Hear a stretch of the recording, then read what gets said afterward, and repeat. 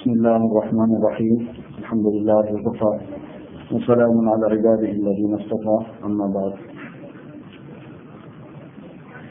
آج 6 اور 7 دو پارے تلاوت کیے گئے ہیں.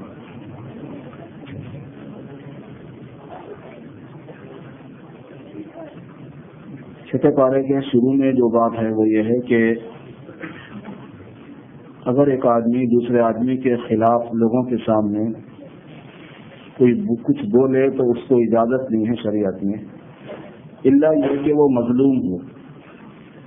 مظلوم کو اس کی اجازت ہے کہ وہ ظالم کے بارے میں لوگوں کے سامنے شکایت کرے اس کی. ایک تو یہ ہے کہ اس کو حق ہے کہ اس پر ظلم ہوا، اور دوسرا یہ کہ ہو سکتا ہے کہ شکایت سننے والوں میں کوئی ایسا آدمی ہو جو اس کے ظلم کا بدلہ اس کو دلا دے اور اس کا ظلم چکا دے.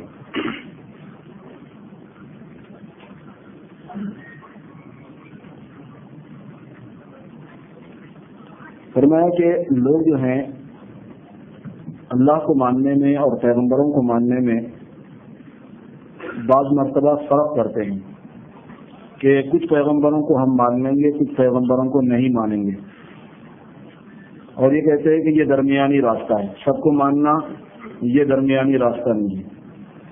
فرمایا کہ یہ پکے کافر ہیں جو کچھ پیغمبر کو مانے اور کچھ کو نہ مانے، یہ پکے کافر ہیں. اولئک هم الکافرون حقا. ایمان کے لیے یہ ضروری ہے کہ تمام پیغمبروں کو مانا جائے کہ وہ اللہ کے پیغمبر ہیں، اور تمام کتابوں کو مانا جائے. عمل کرنے کے لیے تو آخری پیغمبر ہوں گے، آخری کتاب ہوگی، لیکن ایکسپٹ کرنے کے لیے، ماننے کے لیے، ایمان لانے کے لیے سارے پیغمبر ہیں. فرق نہیں کر سکتے کہ ہم کسی کو مانیں گے کسی کو نہیں مانیں گے. اسی لیے کوئی بھی آسمانی مذہب والا کسی ایک پیغمبر کو بھی انکار کر دے گا تو وہ مومن نہیں رہتا ہے. اسی سے یہ اصول نکلتا ہے کہ جو لوگ حضور صلی اللہ علیہ وسلم کو نہیں مانتے اور اپنے کسی پیغمبر کو مانتے ہیں وہ مومن نہیں ہو سکتے. نام ان کا کافر نہ رکھا جائے عام اصطلاح میں، چاہے ان کو اہل کتاب کا نام دیا جائے، مگر وہ کافروں کی قسم ہے، کیونکہ پیغمبروں کو، تمام پیغمبروں کو ماننا ضروری ہے. پیغمبروں میں حضور کو ماننا تو سب سے زیادہ ضروری ہوتا ہے.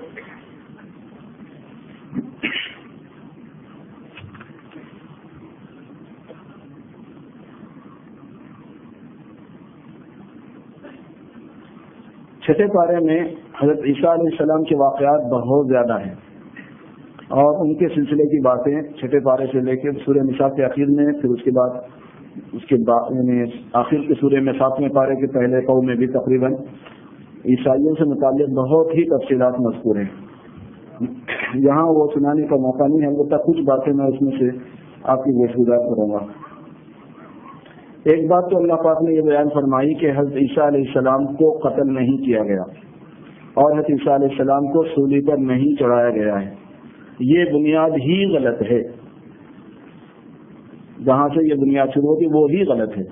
وما قتلوہ یقینی طور پر ان کو قتل نہیں کیا، بل رفعہ اللہ الیہ، بلکہ اللہ نے زندہ ان کو اپنی طرف اٹھایا ہے، اور قیامت کے قریب جو ہے ان کو پھر دوبارہ اتارا جائے گا. دوسری بات یہ بیان فرمائی کہ عیسیٰ علیہ السلام الہ نہیں ہے، نہ ابن الہ ہیں، نہ الہ ہیں، نہ معبود ہیں، نہ معبود کے بیٹے ہیں. اللہ فرما رہا ہے انتہو خیرا لکم، دیکھو بچ جاؤ یہ بات بولنے سے، تمہارے لیے اس میں بہتری. اللہ کا بیٹا بولنے سے عیسیٰ کے بارے میں اپنے آپ کو روک لو اور اس سے باز آ جاؤ، اس میں تمہارے لیے بہتری ہے. سبحانہ ان یکون لہ ولد، اللہ پاک ہے، اس کے لیے بھلا اولاد کہاں سے ہو سکتی ہے.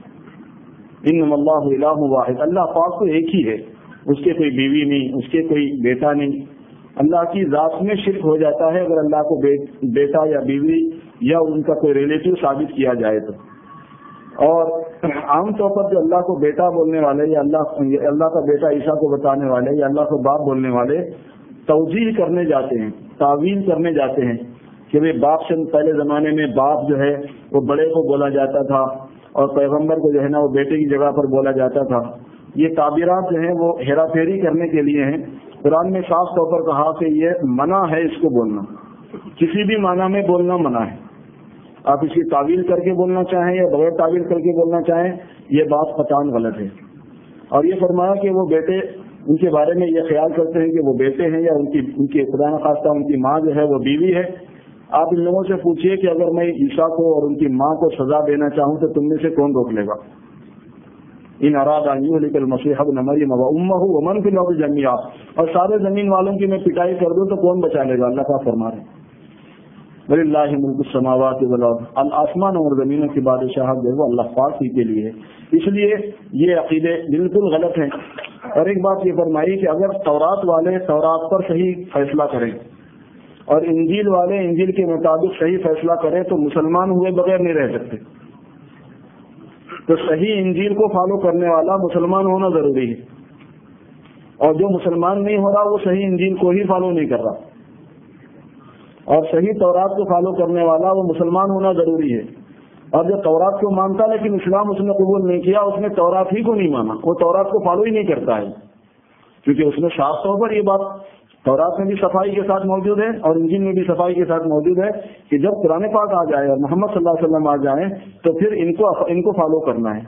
اس میں جب لکھا ہوا ہے کہ تمہاری اپنی کتاب کے مطابق تم فیصلہ کرو گے تو تم مسلمان ہو جاؤ۔ مسلمانوں کو اس معاملے میں بہت تنبیہ کی گئی ہے کہ تم کو اپنا طریقہ نہیں چھوڑنا چاہیے اور تم اپنے طور طریق میں مضبوط رہو بالکل۔ اگر تم نے ان لوگوں کے طریقوں کو یہ کسی بھی مصلحت کی وجہ سے اختیار کیا تو پھر ہم تم کو انہی میں کاؤنٹ کریں گے۔ ومن یتولہم منکم فإنہ منہم، جو ان کے ساتھ میں اپنا تعلق رکھیں گے قلبی اور ان کو صحیح سمجھیں گے تو پھر ہم ان کو تمہارا شمار بھی انہی میں سے کریں گے، جو ان کا انجام ہوگا وہ تمہارا انجام ہوگا۔ اب یہ تم دیکھ لو بات کو۔ تو اس لیے اس معاملے میں بہت سختی سے روک دیا گیا ہے۔ اور یہ فرمایا کہ لقد کفر الذین قالوا ان اللہ هو المسیح ابن مریم، جنہوں نے کہا کہ مسیح اللہ جو ہے وہ مسیح ابن مریم ہے، وہ کافر ہیں۔ لقد کفر الذین قالوا ان اللہ ثالث ثلاثہ، وہ کافر ہیں جو اللہ کو تین میں کا تیسرا قرار دیتے ہیں، وہ کافر ہیں۔ اس لیے یہ جو عام طور پر میں اس کا ازالہ کرنے کی کوشش کرتا ہوں بہت مرتبہ کہ اہل کتاب کا مطلب بعض لوگ یہ سمجھتے ہیں کہ ان کو کافر نہیں بول سکتے، ان کو غیر مسلم نہیں بول سکتے، وہ غیر مسلموں میں سے نہیں ہے۔ غیر مسلموں کی ایک قائم ہے، وہ غیر مسلم میں ہے، پکے غیر مسلم ہیں، اس میں ڈاؤٹ ہی نہیں کیا جا سکتا کہ ان کو اہل کتاب ایک مصلحت سے بولتے ہیں کہ ان کے پاس کتاب اتری تھی، اپنے آپ کو وہ کتاب کی طرف منسوخ کرتے ہیں، مگر وہ کتاب کے فالوور ہی نہیں رہے تو وہ غیر مسلم ہیں۔ مگر احکام میں عام دوسرے غیر مسلموں کے ساتھ میں کچھ فرق ہے ان کا، یہ مطلب نہیں ہے کہ بالکل بھی اللہ تعالیٰ نے اکول رکھا ہوا ہے ان کو، نہیں، کچھ تھوڑا سا فرق رکھا ہوا تھا، اس لیے کہ بعضی چیزیں ان کے باوجود ان کے غیر مسلم ہونے کے مسلمان ان کے موافق تھی، جس میں سے ایک چیز ان کا ذبیحہ تھا کہ وہ بھی اللہ کے نام پر ذبح کرنے کو ہی ضروری سمجھتے تھے۔ اس لیے فرمایا کہ اگر تم ذبح کرو تو بھی صحیح ہے، اہل کتاب ذبح کریں تو بھی صحیح ہے۔ ذبح کرنے والا مسلمان ہو تب بھی چلے گا اور ذبح کرنے والا اہل کتاب ہو تب بھی چلے گا، جبکہ ذبح کی اور دوسری شرطیں اس میں آ جائیں تو جانور حلال ہو جائے گا۔ ایک شرط ہے، یہ چار شرطوں میں سے ایک شرط کاٹنے والے سے متعلق ہے، وہ مسلمان ہو یا کتابی ہو۔ ایک شرط کاٹنے کی جگہ سے متعلق ہے کہ وہ گلے پہ ہونا چاہیے۔ ایک شرط کاٹنے کے طریقے سے متعلق ہے کہ وہ بسم اللہ کے ساتھ ہونا چاہیے۔ ایک شرط جانور سے متعلق ہے کہ وہ جانور ہونا چاہیے جس کو کھایا جاتا ہو۔ یہ چار شرطیں ہیں، ان میں سے ایک بھی اگر مس ہوئی تو وہ جانور حرام ہوتا ہے۔ تو اہل کتاب اگر کاٹے تو چلے گا، بشرطے کہ بقیہ تین شرطیں بھی پوری کریں۔ چونکہ عام طور پر بقیہ تین شرطوں میں سے جو دوسری شرط ہے طریقہ کار کی، یعنی بسم اللہ کے ساتھ ذبح کرنے کی، وہ نہیں پائی جاتی، ان کے پاس بسم اللہ کا کانسیپٹ ہی نہیں رہا، وہ عقیدہ ہی باقی نہیں رہا، اس لیے اس زمانے میں ان کے ذبیحے کو حرام قرار دیا جاتا ہے۔ اور یہ اللہ تعالیٰ نے فرمایا کہ جانوروں میں ایک قاعدہ یاد رکھ لو کہ جو مردار ہوگا وہ حرام ہوگا۔ مردار کس کو کہتے ہیں؟ مردار اس حلال جانور کو کہتے ہیں کہ جس کو اسلامی طریقے پر ذبح نہ کیا گیا ہو۔ میتا اس جانور کو کہتے ہیں، اس حلال جانور کو، اس مرغی کو، اس بکری کو، اس لیم کو، اس گائے کو، اس اونٹ کو کہ جس کو شرعی طریقے پر ذبح نہ کیا گیا ہو اور اس کی جان نکل گئی، اب وہ میتا میں آ گیا۔ یہ ایسے ہی حرام ہے جیسے خنزیر حرام ہے، یہ ایسے ہی حرام ہے جیسے خنزیر حرام ہے، جیسے خون حرام ہے، بلکہ حرام ہونے کے بیان میں اس کو سب سے پہلے ذکر کیا گیا ہے، کیونکہ اس میں تھوڑا سا غلط فہمی ہو سکتی تھی، اس لیے خنزیر کے بارے میں غلط فہمی نہیں ہو سکتی تھی، خون کے بارے میں غلط فہمی نہیں ہو سکتی، اس میں غلط فہمی ہوتی تھی کہ بھئی جانور حلال ہے، تو جو جانور حلال ہے اس کو حرام کرنے کا کوئی مطلب نہیں بنتا. پھر جانور حلال ہونے کا مطلب یہ ہے کہ یہ حلال ہے اگر اس کو حلال طریقے پر استعمال کیا جائے تب، اور اگر طریقہ حلال اختیار نہ کیا جائے تو وہ حلال نہیں. یہی وجہ ہے کہ حلال جانور ذبح ہونے سے پہلے اس کا آپ کوئی پیس کاٹ کے نہیں کھا سکتے. بکری ہے ابھی ذبح نہیں کی آپ نے، ٹائم نہیں ہے آپ کے پاس، آپ نے اس کے کان کاٹ لیا اور اس کے بعد پکا کے کھا رہے ہیں کہ بعد میں اس کو ذبح کرتے رہیں گے، صحیح ہو جائے گا. حلال جانور کا مطلب ہے کہ یہ حلال ہونے کی قابلیت اس میں ہے، استعداد اس میں ہے کہ اگر اس کے شرائط پورے کیے جائیں گے تو وہ حلال ہوگا. حرام جانور اس کو کہتے ہیں کہ آپ شرائط پورے کریں گے تو بھی وہ حلال نہیں ہوگا. ورنہ یہ مطلب نہیں ہے کہ حلال جانور حلال ہے اس کو کوئی حرام نہیں کر سکتا، نہیں، حلال جانور بھی جب تک اس کے شرائط پورے نہ ہو تو پھر وہ حرام میں ہو جائے گا. اس کو میتہ کہتے ہیں اسلام میں، میتہ حرام ہے. حرمت علیکم المیتۃ والدم ولحم الخنزیر وما اہل لغیر اللہ بہ، اور اللہ کے نام کے علاوہ کسی اور نام پر ذبح کیا جائے تو وہ جانور بھی حرام ہو جاتا ہے.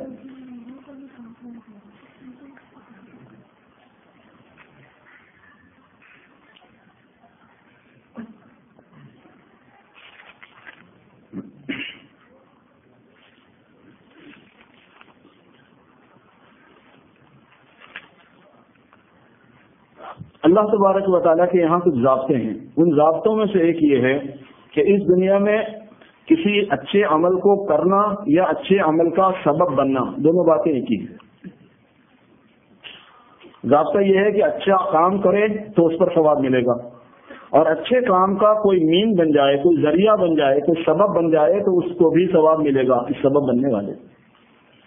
برا عمل کرنا گناہ ہے اور برے عمل کا سبب بن جانا وہ بھی گناہ ہے.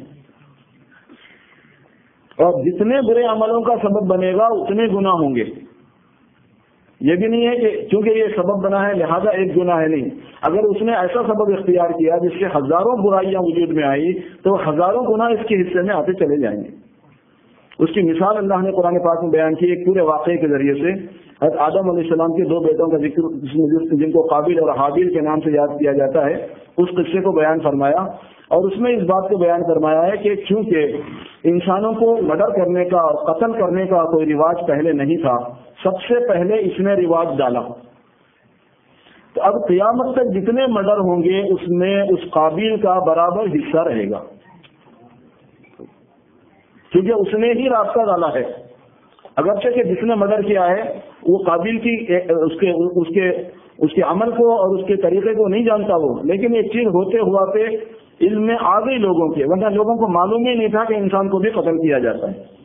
من اجل ذلك كتبنا على بني اسرائيل انه من قتل نفسا بغير نفس فكأنما قتل الناس جميعا، ایک کو قتل کرنا سب کو قتل کرنے کے حکم میں آ جائے گا.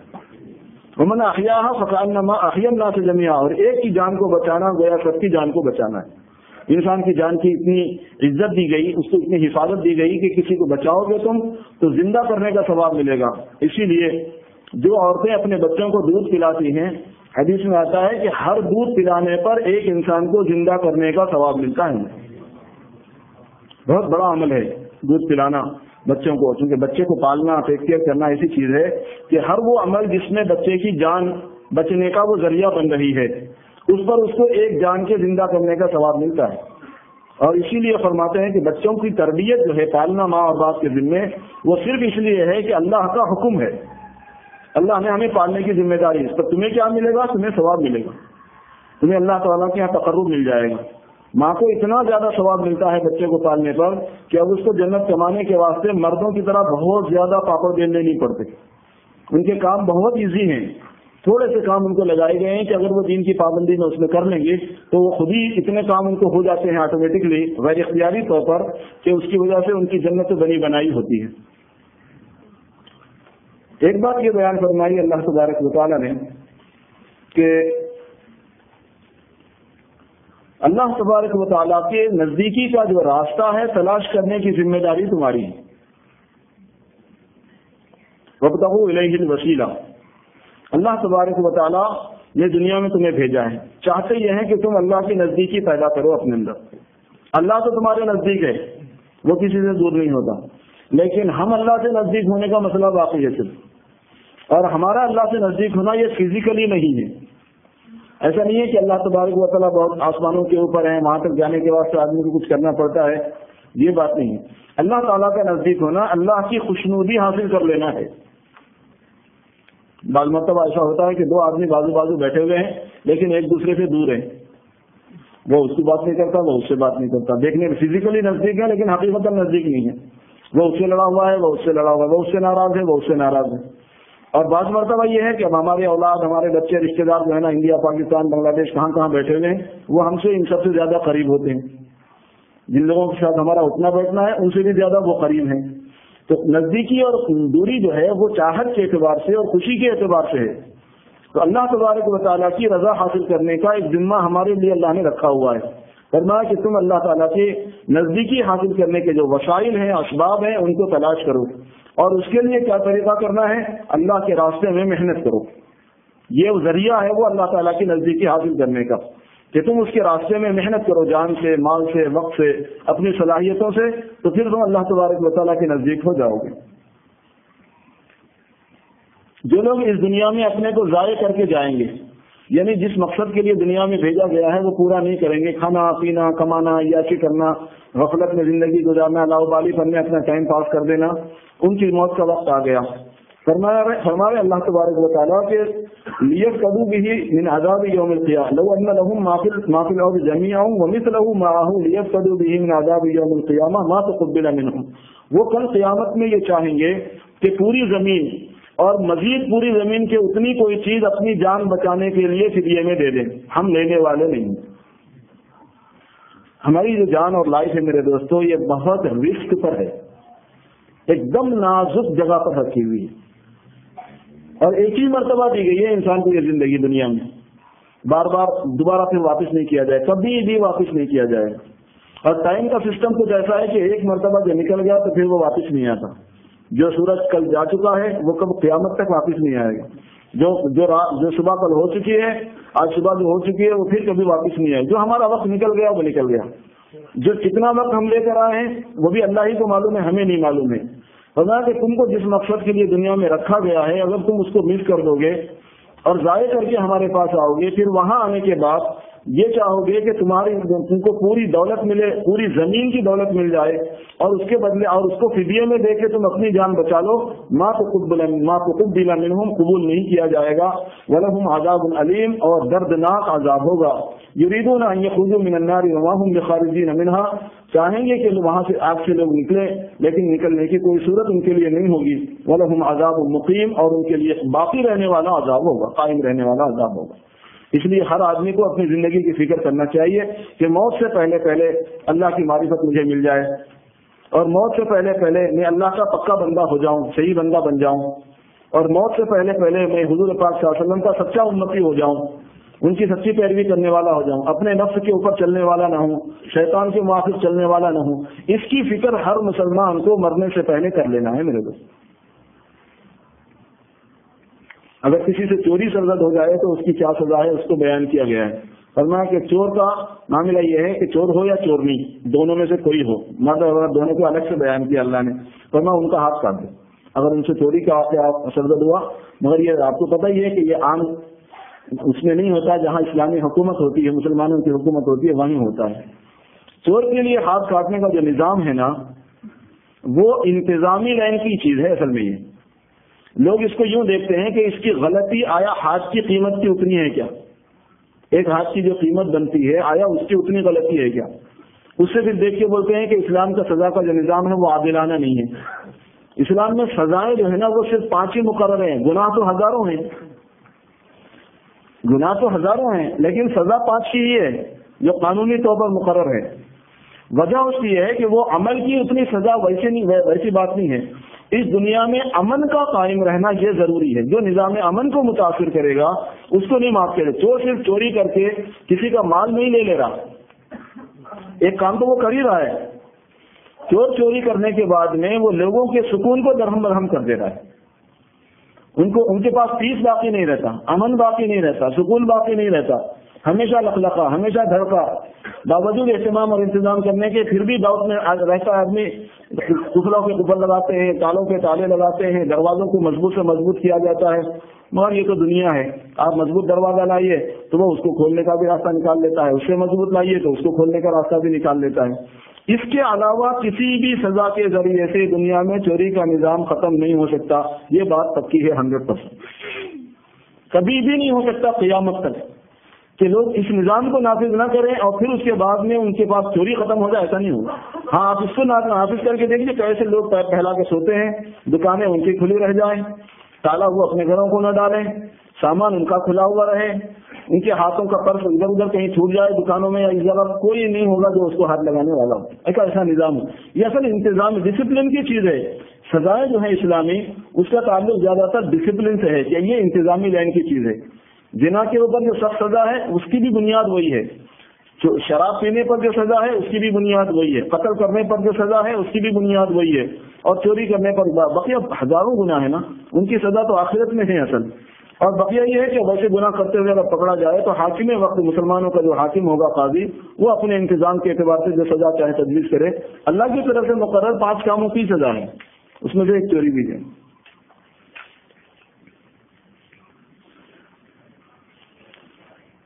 ایک بات یہ بھی ہے کہ اسلام میں معاف کرنے کو ترجیح ہے کہ بہتر ہے کہ کسی سے غلطی ہو جائے تو معاف کر دو, لیکن بدلہ لینے کی اجازت ہے. اور بدلہ لینے کے اندر برابری ہے. برابری کا مطلب یہ بیان کیا ہے کہ کسی نے آنکھ پھوڑی ہے اس کے بدلے میں اس کی آنکھ پھوڑ دو, کسی نے دانت توڑا ہے تو اس کے بدلے میں اس کا دانت توڑ دو, کسی نے ناک کو توڑی ہے تو اس کے بدلے میں ناک کاٹی ہے تو اس کے بدلے میں ناک کاٹ دو, کسی نے کسی کا کان کاٹا ہے تو اس کے بدلے میں اس کا اگر جس کا کان کاٹا گیا ہے اگر وہ اڑ جائے کہ نہیں مجھے بدلہ ہی چاہیے تو قاضی جو ہے اس کا کان بھی کاٹ دے گا. ظاہر ہے کہ ایک مرتبہ کان کٹے گا معاشرے کے اندر تو لوگ جو ہے نا کان کاٹنا چھوڑ دیں گے, دوسروں کے ناک کاٹنا چھوڑ دیں گے. تو نظام قصاص جو ہے اس میں زندگی ہے, یہ قرآن پاک میں بیان کیا گیا ہے. مگر یہ ہے کہ فمن تصدق بھی کہ ہوا کفارہ, کوئی آدمی صدقہ کرنا چاہے اور کوئی معاف کر دینا چاہے تو معافی بہت بڑی بات ہے. دونوں نظام چلتے ہیں اسلام میں ساتھ ساتھ, ایک اخلاق والا اور ایک حدود والا. اخلاق کا مطلب یہ ہے کہ آپ بڑا مرتبہ چاہ رہے ہیں تو بھائی یہ ہے, اور ایک یہ ہے کہ آپ انصاف ہی چاہ رہے ہیں. انصاف میں یہ ہے کہ یہ انصاف دلا دیا جائے اس کو. وہ دونوں چیزیں اسلام کے اندر ہیں رکھی ہوئی.